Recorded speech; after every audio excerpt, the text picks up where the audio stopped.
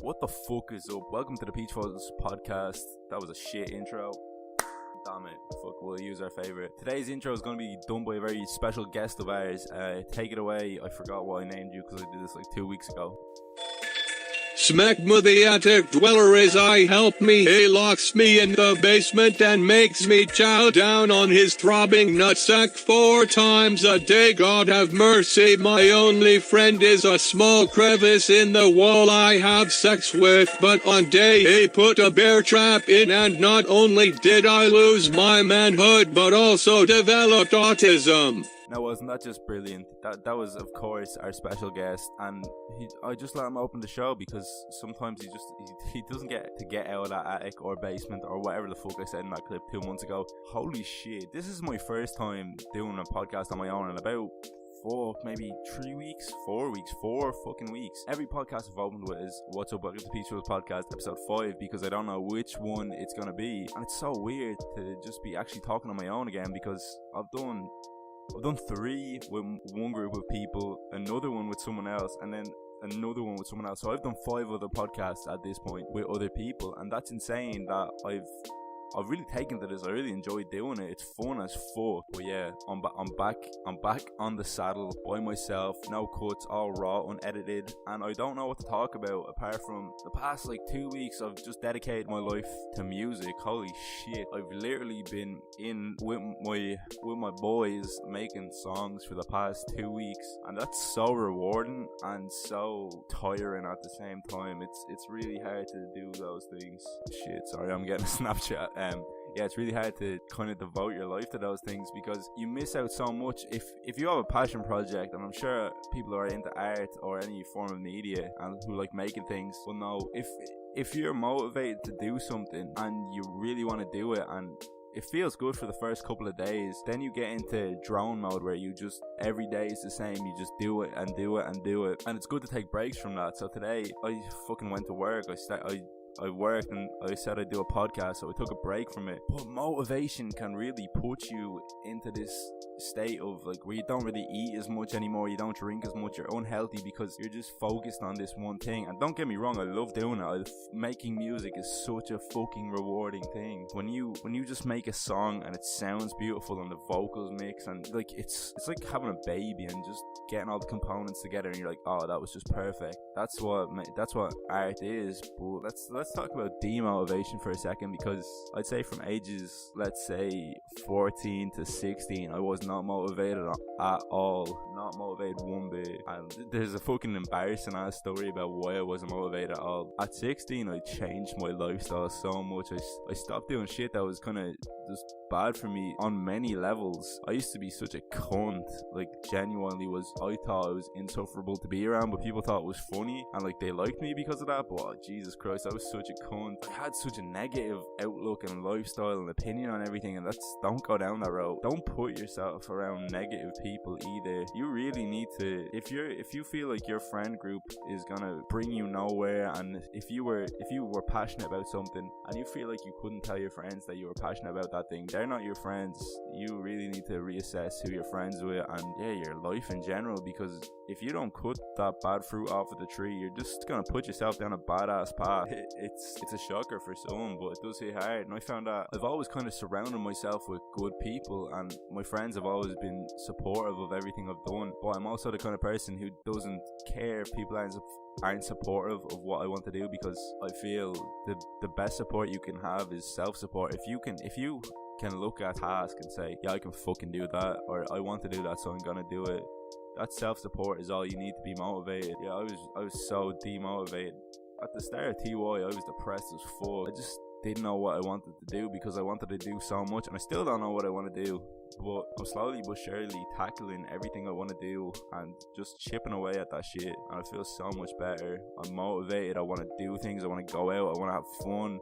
That's the life I'm living now, and I'm enjoying it so much. But that's another thing. Someone said to me they can't get motivated unless they have, they can't do anything unless they have a Red Bull.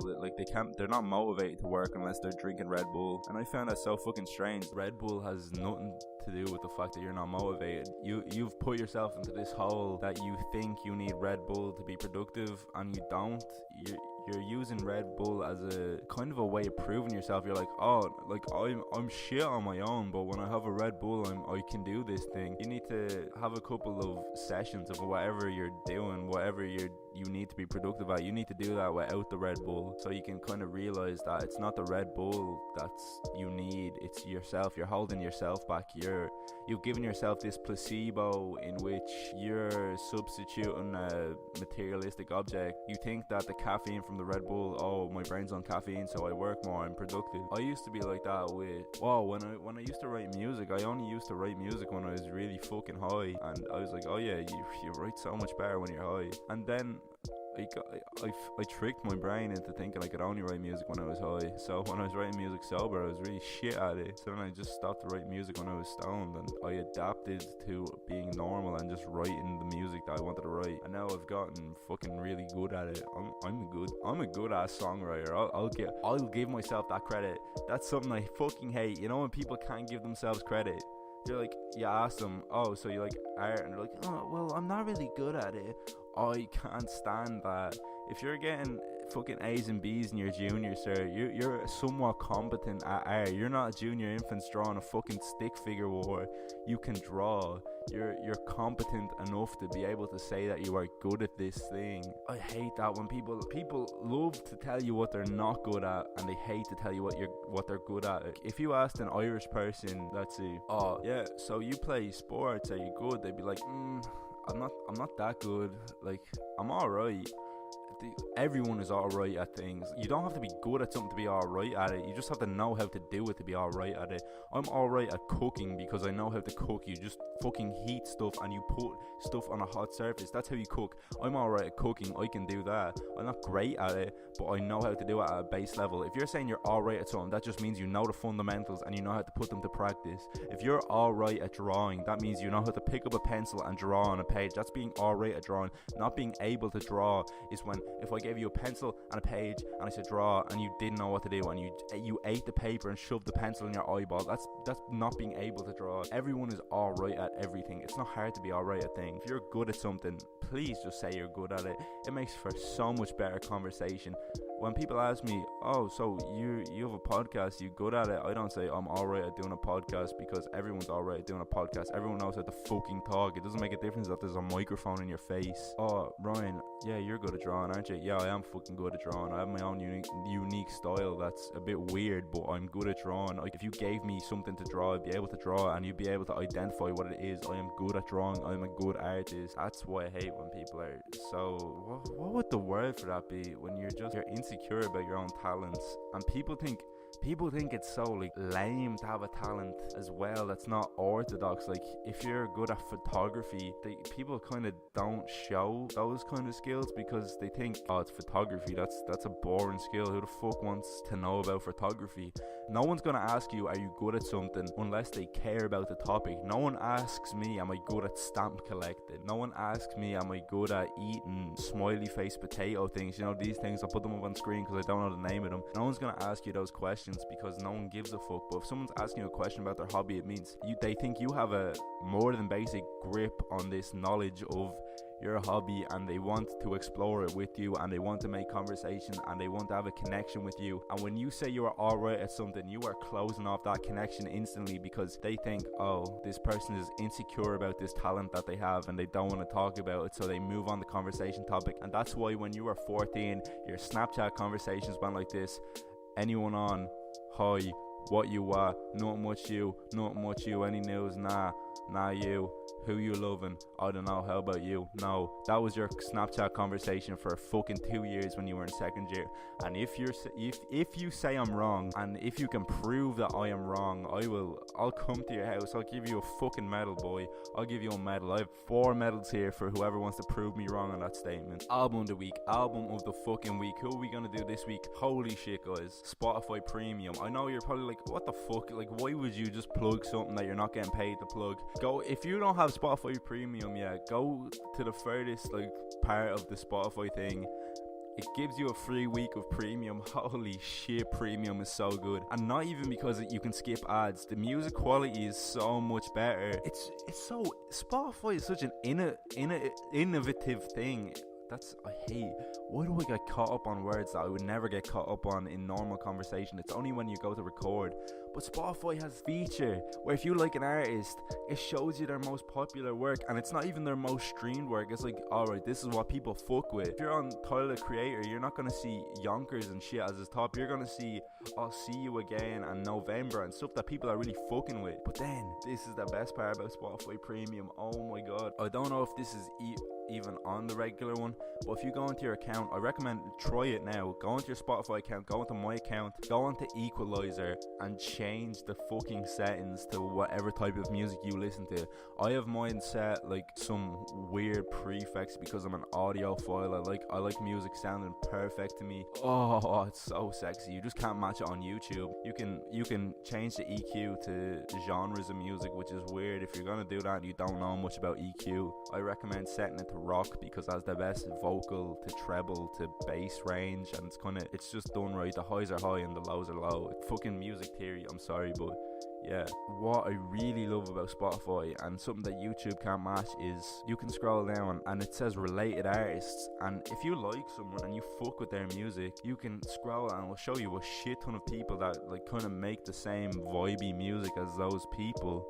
And that's so innovative. I've never seen anything like that on a music platform. And last night I was just gushing the fuck about Fleetwood Mac on my Snapchat story, on my private Snapchat story. If you want to be in that, go on my Patreon, follow me there and send me fucking money so I can send you used panties fucking with you. But this is what I had to say about Fleetwood Mac on my Snapchat story yesterday.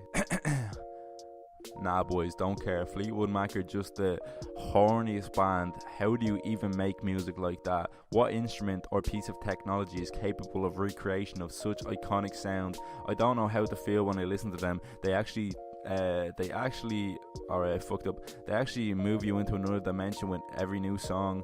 Like everywhere lobs you into some African savannah and dreams. I don't even know. It's just cool. Stevie Nicks gives a shot of you, and then there was more. I was literally just gushing about Fleetwood Mac because they're just iconic. And if you haven't given Fleetwood Mac, a band from the 70s, decent listen at this point, what the fuck are you doing? Get out there, you little chode. Go listen to Fleetwood Mac. You won't be disappointed, I promise. I'll give you my first child if you're disappointed. I find it so crazy that an album, Rumours, from 1970, like 8 or 9, has the ability to come back and it's never really lost its place. That's so certain music is ageless. Like there's songs out there such as let's see like Michael Jackson, Pink Floyd, Fleetwood Mac, Tyler the Creator, Stevie Wonder. Who else would have that kind of music? Today we don't really have that. We just have pop. All those artists that I just mentioned beforehand have one thing in common. Their music is ageless. A 12-year-old can listen to it and have the same experience as an 85-year-old. It's music that anyone can listen to. The only people who can listen to Lil Pump are fucking like people who go into a party hype as shit. A kid can't listen to Lil Pump and appreciate it for the kind of music that he's trying to make. And a grown adult can't listen to Lil Pump and appreciate it. It's one age group, and it's also it's dateable music. It's only going to be 2017, 2018 music. That's why mumble rap is a dead thing. Remember, people always used to say mumble rap was the worst rap ever. Mumble rap is dead because the mumble rappers, they can't age. There's no way to age mumble rap because it's a product of its time. It's the same thing with an iPhone.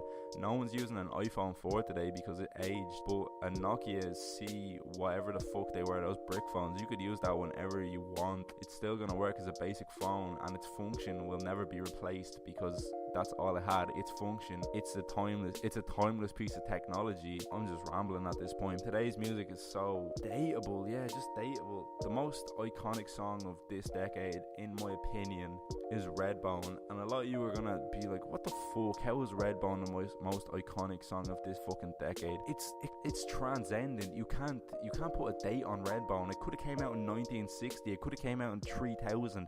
It doesn't make a difference. It's such an iconic song that anyone can listen to that song and appreciate it. It's built for all audiences, whereas nowadays music is just kind of built for one audience, the general public who want to listen to a song once and know the words. That's why we have songs like Better Now in Japan topping charts. Do you want to know why?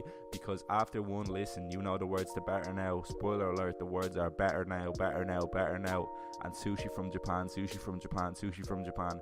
That's how you make a hit song. It doesn't have to be good, it has to be catchy, and it has to get a listener within one listen.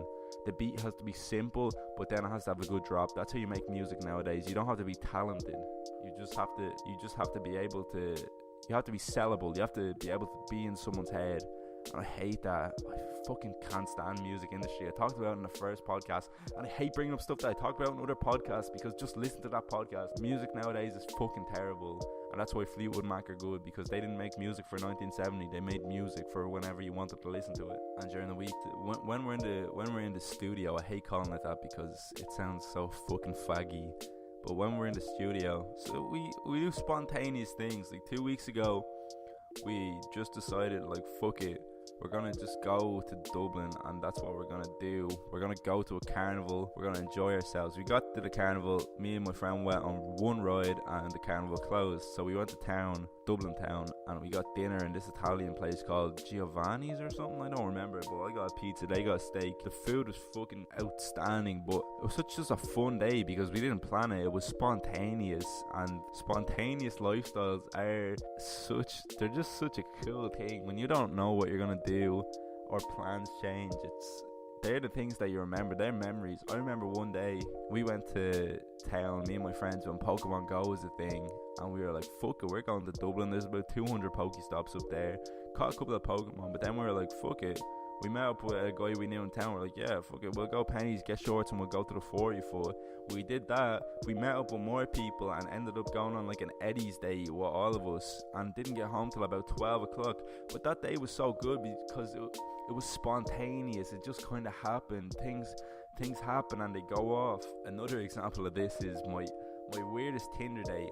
I'm a Tinder entrepreneur at this point. I use Tinder so fucking much. And I went on a Tinder date with a girl, and we went to Dublin, but we were going on a date. It was just fun. We were just getting to know each other.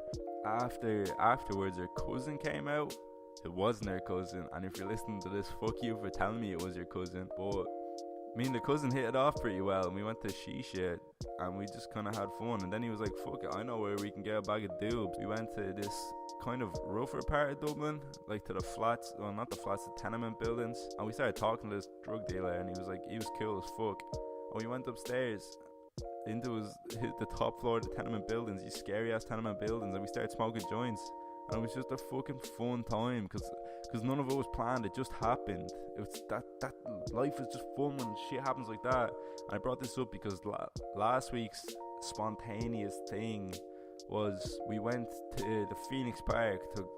We fucking went full on tourists. We just rented bikes and we just done a lap at the park, and it was so fun. And then we went back to his house, one of my friend's houses, and then we went to see The Incredibles 2, which was just like, we did all this in one day, and it was just fun because we did it. And I'm starting to realize how much money I used to spend on pointless things like fucking getting high and drinking, because you don't need that shit to have fun. Fun is about making memories. It's not about being otherworldly. Yeah, that shit's fun too, but you have way more fun just doing stuff, having good times, doing good things with your friends. And we kind of made a song around that whole feeling of you have way more fun with experience more than anything else. Experience and memories are just the essence of life. That's what being human is. That's the difference between us and animals. It's being able to appreciate things because they happen.